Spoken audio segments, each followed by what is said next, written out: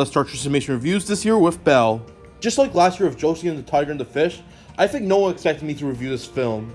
But considering how deeper I want to get into anime on this channel, I might as well add this to the list. And since this is a film directed by the great Mamoru Hosoda, I'm actually joined by someone that's actually a big fan of this director. Hey everybody, I'm BMG Studios. I post a bunch of short films from my school, and I also do collection videos and all sorts of other stuff. Thanks for having me join for today. No problem, since you're big on the guy, why don't you talk about Hosoda's filmography? Definitely. What to say about Mamoru Hosoda? The dude started off as an animator at Toei, but then went on to do his own stuff with stuff like Summer Wars, The Girl Who Left Her Time, Wolf Children, and so many others. And now he's come back to the world of the internet with Belle, something that he originally did with the second Digimon movie. However, does this hold up like his previous virtual film, Summer Wars? Let's find out. It's about a 17-year-old girl named Suzu who used to love singing and playing music with her mother. After the loss of her mother, she goes through a deep depression and doesn't have the guts to sing anymore. That is until she enters a virtual world called You. If you've seen as in Summer Wars, and you know what this is all about. But here she actually regains the talent to sing because she was unable to do it due to the trauma of losing her mother. Which does manage to get everyone's attention. That is until a beast named Dragon ruins one of her concerts, which manages to piss everyone off. But Suzu wants to know who Dragon is and what he's going through, while trying to hide her identity at the same time. Okay, to start things off, I gotta say that the animation is absolutely gorgeous, especially in the U world where these characters have a unique design.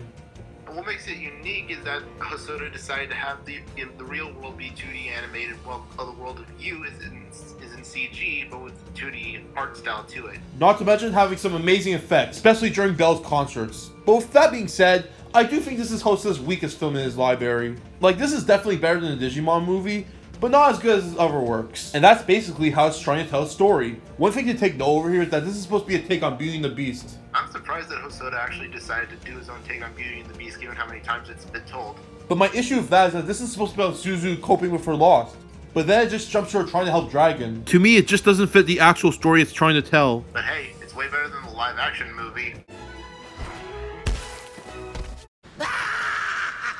Overall, I thought the story was pretty enjoyable, though there are some things that, and honestly, I felt like they went nowhere, most likely with the romance between Suzu and Shinobu. Now, granted, I actually do like the direction they were going with it, because I'm personally a really big fan of the childhood friend romance trope, but honestly, I felt that by the end of the movie, it didn't really get resolved in any way in terms of the romance. I agree, it seems like they were building something up with Shinobu and Suzu, but considering how the film handles the relationship between these two, it just becomes a lost cause. But despite that, the characters are still pretty likable in this film. A lot of them, like Haruka and Ruka, are really fleshed out characters. But ironic enough, my favorite bunch would have to be Suzu, the main protagonist of the film. Not only is she a relatable and well-established character, a lot of teenagers who are struggling in school and in life can actually relate to her.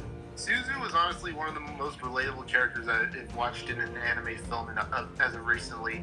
Sure, she can be a bit clumsy, and sure, some of her nervousness can be a bit annoying at some points. But she has very good reason to, given all the trauma she had to go through from her childhood. And what I love about this cast is that they actually feel like real people. These actually feel like teenagers I would actually see in a real high school. Honestly, I've got to say that by extension, the entire cast honestly feels like the most realistically written out of anything Hosoda has ever written. Although I wish they did more of Suku and Dragon's relationship, but it does lead to a decent conclusion at the end. Another thing that's awesome about this film that I have to mention is the soundtrack. Oh my god, the soundtrack to this movie is amazing. And while this isn't particularly a musical, the songs are really well executed and really well done. My favorite song in the soundtrack has to probably be the Gales of Song, mostly because of how it was used in the trailer, and also just because of the vocals. I thought both the English and Japanese versions of the songs were very well sung and very well composed. My favorite would have to be A Million Miles Away. Not only is it sung and composed well, but the song's also really touching and has a lot of emotion and effort put into it.